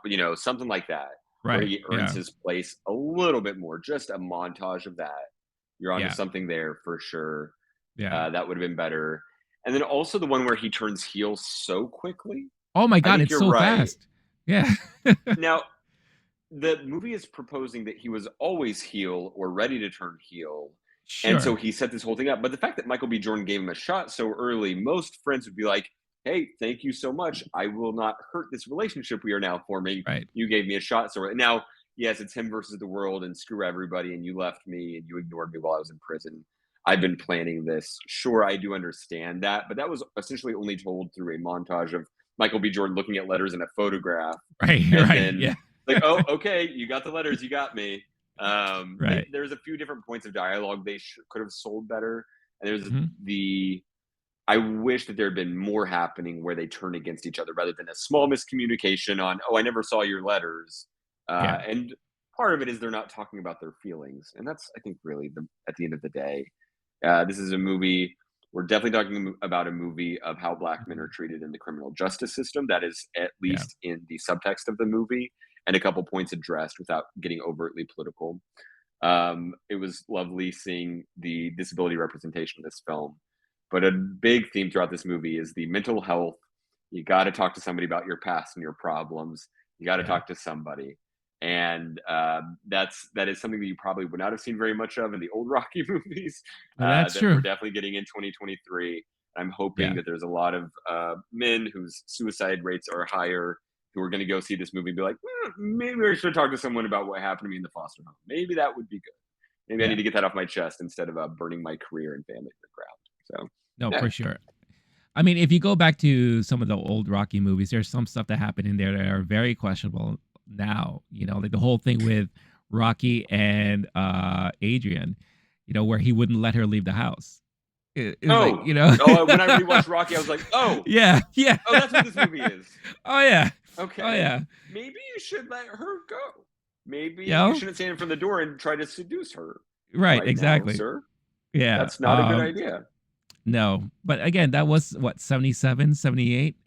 So I'm sorry. Are you trying to tell me that in the year no, 1977? no, No, I just I'm want to not make sure I saying it's understand. You're saying it's okay. okay to hold people hostage. I just want to make sure that That that is was not what you're I'm saying saying. that back then society was like, yeah, that's cool. Who Yeah, cares? that's You why, could just lock people in your home, hey, treat them like your that's pet turtles, which is my favorite part of the old Rocky movie. A lot the, of turtle talk. oh, a lot of turtle talk. Oh my god, so much damn turtle talk. This But movie's that's much weirder also, than I remembered. oh yeah. Well, that's why like every Christmas, Baby It's Cold Outside. That's my favorite song of all time. So basically you ain't leaving. So stay here and we'll Netflix and chill. But I want to propose something to you real quick. If you gave me a chance to rewrite this movie, Mhm. I want to tell you what I would have done that would have probably made this movie more impactful. Not saying that it's not now for you. Um, Again, put more focus on the rise of Jonathan Majors' character. And I know you said like, well, you don't want to rehash stuff that's been done in previous Rocky movies, but it is a Rocky centric movie, right? So that stuff does tend to happen. What if we ended the movie with Creed losing and Adonis then becomes, the above all and all that stuff like that at the end of the movie. So The that above that all? What are so you saying? so Jonathan Majors' character wins the championship because he beats Felix, right? So he gets all the belts and all that stuff like that. Right.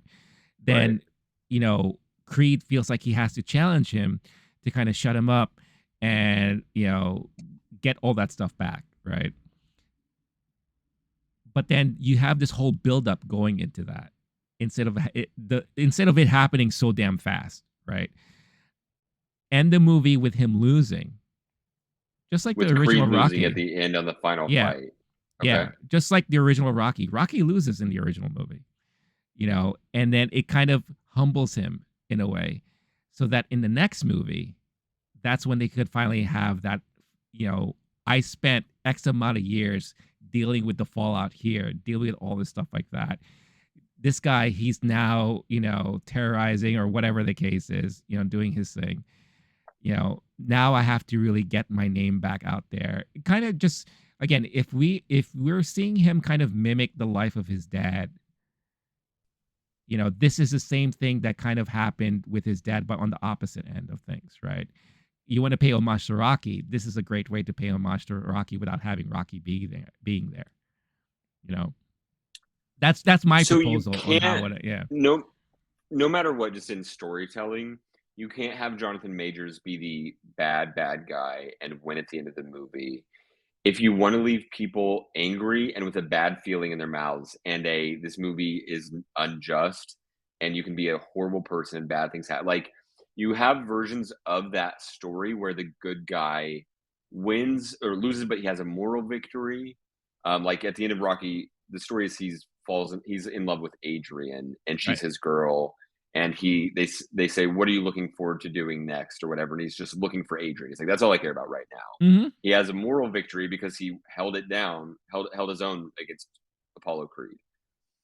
You can't have one where the stakes are, "I'm coming for everything. I am an absolute I just the heel like in wrestling, like I'm just the bad guy," and then they win and expect people to come back and see the next movie to see Creed now come from behind to beat the ultimate nemesis. Like, I was thinking about that during the movie, and it's part of the problem with sports movies. And sometimes they subvert your expectations, and the good team loses and the bad team wins or whatever. Mhm. There's usually a reason why that's happening. And about halfway through the movie, I said, well, the stakes they've set up, there is 0% chance that Jonathan Majors' character can possibly win at the end of this movie without people just leaving the theater just like spitting on the ground. You've set him up as not just like chaos, like evil and Mhm. chaotic. And I'm trying to think of like the actual the stakes of the plot somehow, and I'm trying to articulate like why it is that in the story itself it couldn't happen. But for Creed, it's like I guess maybe that's part of it. When Creed is knocked down on the beach and Mhm. laughed at in front of everyone, given a black eye, against the rules, away from the ring, you can't then have that same guy lose again. He is now the one getting revenge and justice, and that's the conclusion to the movie. In the movie where that doesn't happen, maybe there's a version where we're talking about that. But the one where he gets demoralized, you can't then have that happen again at the end of the movie. You could have a different version where Jonathan Majors' character has been shunned by Creed, and Creed loses himself and goes the dark side. And Jonathan Majors is the one who's like, "Hey, I'm a good friend, and you screwed me over." And Creed's like, "Yeah, sorry, I can't take your calls right now. I'm making millions of dollars. I don't do box, whatever." Some version of that, which we've seen sometimes in these franchises, someone ignoring their duties or responsibilities. Then sure, you could have Jonathan Majors' character be a come from behind, set like tell the moral story. Don't forget where you came from. Don't forget your friends, family, etc. Remember who you are, something like that. But I think it was after the beach scene I knew no matter what, Creed will not lose at the end of this movie. And I understand that, but I think that's why it plays into the two things that we kind of criticize a little bit. One, the heel turn was too fast. Like if we elongated that, and tried to make Sure. make the story like, oh, they're really friends, but the reveal isn't made until like the very end or something like that. Or yeah, kind of turned Adonis into an asshole, where he's just his pride takes over. And again, this is the absence of a mentor. He has no Rocky on his side right now. Right. So he lets his pride take over, and then everything bad comes out and all this stuff. So at the end of the movie, maybe you're not rooting so much for Adonis anymore. Where now you're kind of like, well, I kind of like Jonathan Majors' character at this Yeah. moment, That's a you cool know? like kind of like Killmonger in Black Panther, Right. where some of the Yeah. audience is like, this guy actually makes some good points. And Yeah, absolutely. Yeah. yeah. And then find a way to flip that script in the next movie. Because And then in I Creed 4, Sylvester Stallone would come back and say, "Hey kid, you lost yourself. I'm here to remind yes. you." Something like that, Yes. sure. Yeah. Yeah. Like that, I think. And again, the only reason why I wanted to propose that too is because Jonathan Majors is too good of an actor to not have him in this franchise. The fact that they kind of like ended his run here, I don't think he'll be back. There's no point for him to be back. Even though at the end of the movie he's like, yo, we good. Um, you know where to find me if you need anything. That's fine. That's all fine and good, but is there a point for him to come back after that, really? For sure. It happens in sports movies sometimes where trying to think, it would be the story where Creed's daughter is fighting to get a scholarship to Mhm. go, which obviously she doesn't need a scholarship, her dad's rich, whatever. Creed blows all his money on a drug addiction, loses Tessa Thompson. She needs a scholarship. She's fighting for her life. And then Jonathan Majors' character is like, you know what I have to do? I have to prevent that. He then Right. is enrolling, does, whatever he needs to do, paperwork, goes to the college, and then fights Creed's daughter to try to prevent her. Something like that. You might be He's onto just something. ultimate bad Yeah. guy. No, seriously, like Yeah. you can do a spinoff. I've also thought they don't really do prequels in this franchise, to my knowledge. I think it's They don't. always time Yeah. progressing, which Yeah. with boxing, especially with the amount of years that has happened since the franchise started, you don't really want to de-age Rocky too much. It might be crappy in the fighting scenes, especially Right. when you're talking shirtless acting, etc. Maybe the technology will get there, but Right. um, I would love to see at least a somewhat of a prequel. If you showed me a Jonathan Majors prison boxing league, I would Wow. see that tomorrow. If you Yeah. showed me more of Creed's backstory, etc. Like there's a spin-off version. There's also a version where Creed 4 is a rematch of these two dudes. There's a version where they're best friends and they do tag team boxing. I don't know. I think another reason you're onto something too is in the fourth, I'm assuming there will be a fourth Creed movie. Like it's called Money. They love it out Sure. there in Yeah. Hollywood. Sure. I could see a version like another reason why you have Creed lose this fight is because right now it's got a pretty sweet conclusion, and there's not a clear reason why he would fight in a Creed 4. That said, they're pretty good at coming up with reasons why people fight in these Yeah. movies. So, he's got the money, he's got the status, he's actually makes more money in a way if he's not fighting and focusing on the business moves. And now he's defeated his childhood. Like, if he loses, I think you're onto something, man. Also, the other thing, and then I think I'm out of thoughts on this movie, but Yeah. I would love to see more depth on Tessa Thompson's character. We see Oh depth yeah. in their relationship, and we see them go through some struggle, but she is a moral center. But I would Mhm. love to see her have struggled more when she's like, yeah, I can't perform my own music anymore. And Jonathan Majors uses that information against her later, more or less, of trying to kind of get to her, but Yeah. also talking about like, I know what it's like to be on the sidelines. I but she's very much like doing what somebody does at a party, like, but yeah, everything's good. I'm fine. My family's great. I have a daughter. I have so much to be lucky. Like, Yeah. I could I'm have seen producing more of now. her, Yeah. right? Could have seen more of her struggling. Um, and that makes the dynamic with her and Creed a little more interesting overall. So I think there's a few things that they could do. At some point, then you're looking at a 3.5 hour movie, and we know they weren't going to allow that to happen. No. Maybe Yeah. these are things that the studio cut out of it. Not sure. At the end of the day, all it takes for me to really enjoy a boxing movie is some good boxing, and at least just not horrible, acting, writing, etc., to where it ruins it. And this movie Yeah. definitely accomplished that test for me. But the reason it gets 4 instead of higher, which I think the original Creed gets a 5 stars out of for me, something like that, Mhm. is for that exact reason. Like the development of the plot, the characters, etc. It was stilted. Right. All right. Yeah. So as we close out our Creed talk and all that, you said you gave it a 4 out of 5 on your letterbox, right? Yeah. I gave it a 2. No. 2. I know you I did. I did. don't want to. I Yeah, I Okay. gave it a 2. I think I definitely was affected most by my issues with this movie. And I don't think honestly, I don't think it's expectations either because I wasn't really expecting much.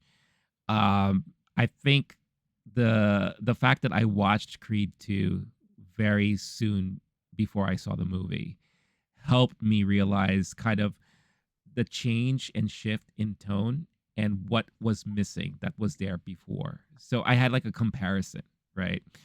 Um I haven't watched the first Creed in a while, so I kind of want to go back and watch that too to see, maybe there was a progression, maybe there was a change or anything like that.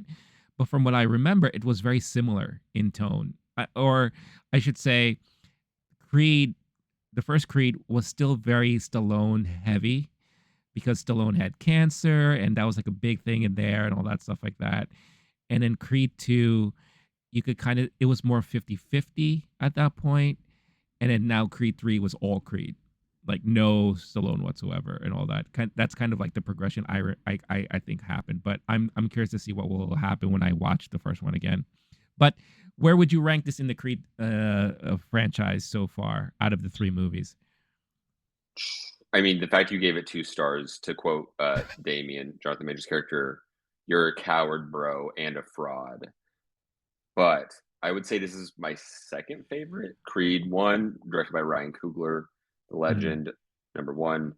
This one being number 2, and then number 2 being number 3.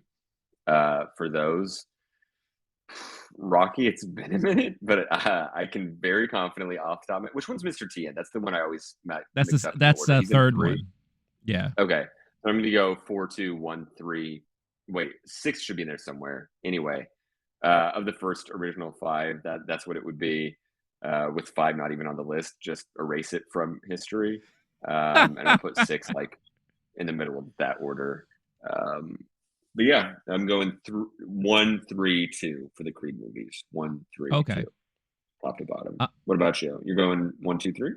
I'm going 1, 2, 3. Yeah. I mean, Yeah. the first Okay. Creed is definitely the best. I thought it was not only just well directed, but just well acted all throughout. 2 does have its issues, but I still think the most of the movie was very strong story wise and all that. And of course, we know how I feel about 3 already because we talked about it. As far as like the original Rocky movies, I didn't never really thought about it, but I would probably say it would be uh let's see. Balboa was what, 6? Okay. So I would say 1, 6, 4, 2, 3, and then 5. Yeah. Yeah. Uh, The 5th Rocky 5 is your favorite of the franchise because no. you have terrible movie taste, and I hate you Oh right my now god. because That movie was painful. it's so bad, Really, dude. really damn Honestly, painful. I'm trying to think of if there's things that happen in there that you need to know. Like, there's a couple things, but they're going to hint at it in Rocky 6. They're not counting on you to have seen Rocky 5 when they made that one. I Yeah. honestly would say, no matter how much of a completist you are, I'm OCD about this stuff. Skip it. Worst. I was in Yeah. middle school. And I was like, this is the worst movie of all time. Yeah. I would say the only thing you need to know from the 5th movie is that he has the The kid. restaurant and the kid who Yeah. later is portrayed by Milo. I always have a hard time pronouncing his last name. Um, but yeah, but that's it. It's the You don't even restaurant need to and watch the the movie kid. for that. Yeah. No. I think they even Yeah. mentioned that later. So he's like, Yeah. oh, something happened to my kid. I have a restaurant, whatever. I'm sure Yeah. they addressed that in Rocky 6.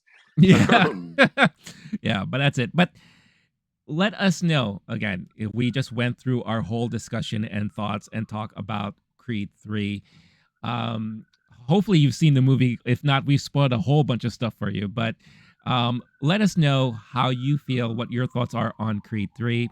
What were your favorite moments? What were some moments that maybe you were questioning and all that? Are you in alignment with me or with Blake or whatever the case is? We'd love to hear your thoughts and have a discussion with you online because that's one of the best things about what we do here is that we get to talk and hear about hear from all of you out there. So definitely let us know. And how here's a fun thing. Let us know your ranking of not only the Creed movies but the Rocky movies as well.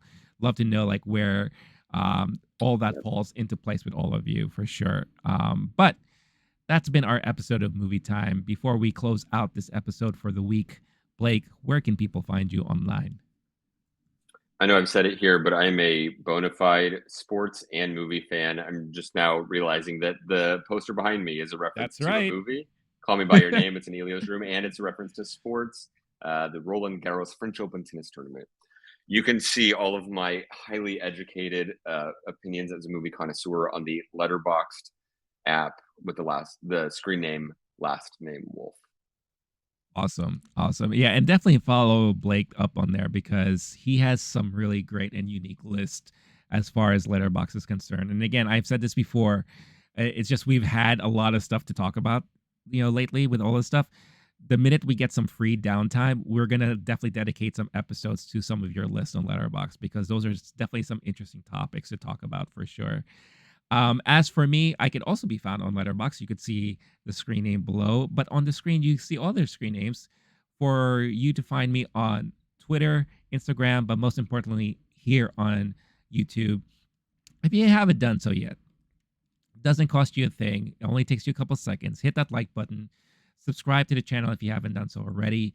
Hit that notification bell to get notified every time a new episode is uploaded up on there. It really helps support the channel, the community, and helps you get recommended more content like this. Also helps spread the word too for other people looking for content like this. Audio listeners, if you're looking for an audio version of this episode and many others, just type in Lowkey Geek on your podcast platform of choice, where you get to download this and everything else we have up on there. And if it asks you for a rating, please leave an awesome rating if it prompts you to. That will be greatly appreciated, go a long way, and it will produce great karma and all that stuff like that. So, with all that being said, this has been Movie Time. I've been Rene. That's been Blake. Stay cool, stay classy, stay safe, and stay sane. And we'll catch you all in the next one. All right. Peace out, everybody.